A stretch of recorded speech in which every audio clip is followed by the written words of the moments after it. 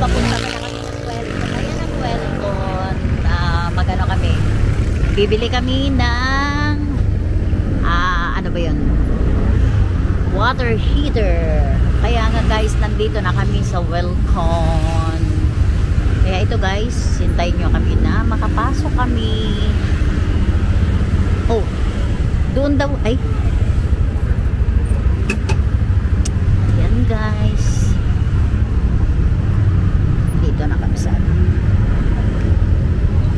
oops. Inap. Ika na, let's go. Ayun guys, papasok tayo dito sa Welcon. Bibili tayo ng heater. Tay, halika na. Tay. Ayan guys, maghanap tayo dito na. Ayan. Ito na ang tingnan mo. Diba ang luwag? Halika, let's go.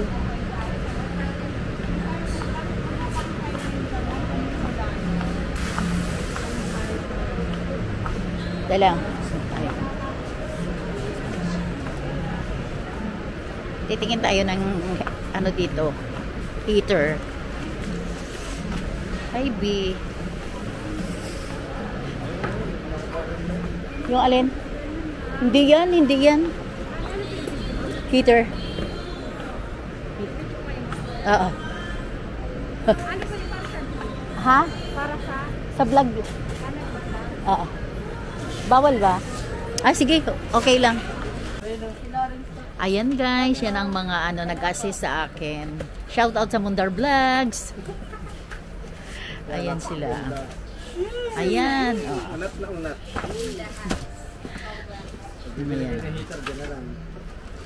Punta kayo dito sa Welcon, Tay-Tay. Quality mga items. Maganda ang nag-a-assist sa iyo at saka mababait. Nag-start na ako ni Microsoft phone. Sige, sige ma'am. Tapusin natin yan. Ito ba mismong unit po? Meron na po siyang breaker po. Mini breaker sa loob po. Double safety po kay Panasonic kasi meron pa siyang breaker sa loob. Iba pa yung breaker niya sa labas. Kapag napansin niyo ma'am nakababa ito, wala po siyang power. Taas niya lang po. Ah, okay. Tapos may main switch po siya. On and off. Tapos ito naman yung power control po. Variable settings na po ito kayo makukuha mo na. Ito siyang yung timpla ng tubig. Oh, sige. Tapos ito yung kasama niyang shower hose po at saka extra flexible hose. Ito po. Nakasulat naman dito sa manual po. May manual po siya. Sige. Water volume regulator po. Lalagay po siya dito sa inlet.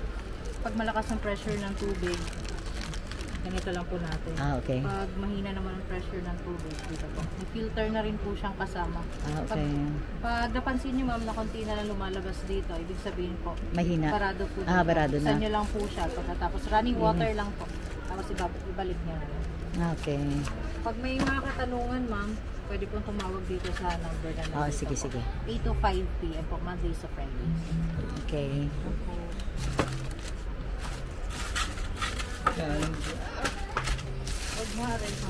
Ayan guys, ayan na-demo na sa akin. Ngayon guys, kapag gusto nyo bumili dito sa Welcon kayo, Welcome Tay-Tay. Yung nag-a-assist dito, magaling sila mag-explain. Ayan guys, i-ano na natin. Oo, maganda. Sige guys. Balikan na lang kayo mamaya. Update na lang kayo mamaya. Hi guys! Ito pala, continuous pala tayo sa atin na, na vlog regarding sa atin na water heater. Ngayon guys, tingnan nyo guys, mali talaga yung akin. Ako ang nag-decide. Actually, ako nag-decide. Ngayon, yung host ng para sa namin, sa shower, dyan sa mali. Across the dito. Yan. Pero okay lang yun guys, tatanggalin naman, hawakan naman kung halimbawa na dapat dito, mag-aano pa siya. Mali ang ayan. Ako kasi ang nag-decide dapat kasi dito yan guys, so dyan. Nagreklamo ako, sabi ko bakit dyan? Dito ko pinalagay. Ang problema, ang output niya, ang indoor niya okay.